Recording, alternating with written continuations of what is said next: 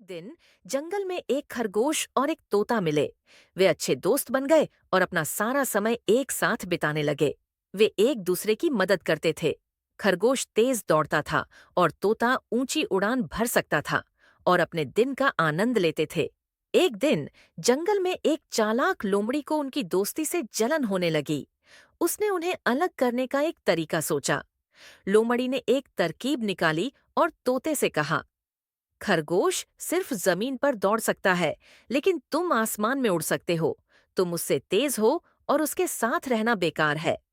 फिर लोमड़ी ने खरगोश से कहा, तोता सिर्फ बात कर सकता है, वह तुम्हारी तरह तेज नहीं दौड़ सकता।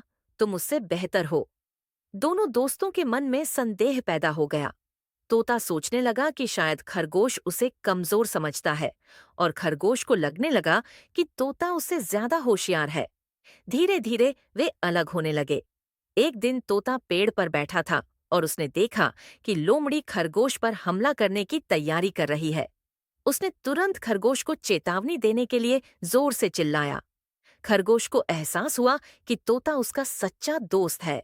खरगोश ने जल्दी से लोमड़ी से बचने का एक तरीका सोचा और तोते ने आकाश से अपनी चतुराई का इस्तेमाल करके लोमड़ी को डरा दिया।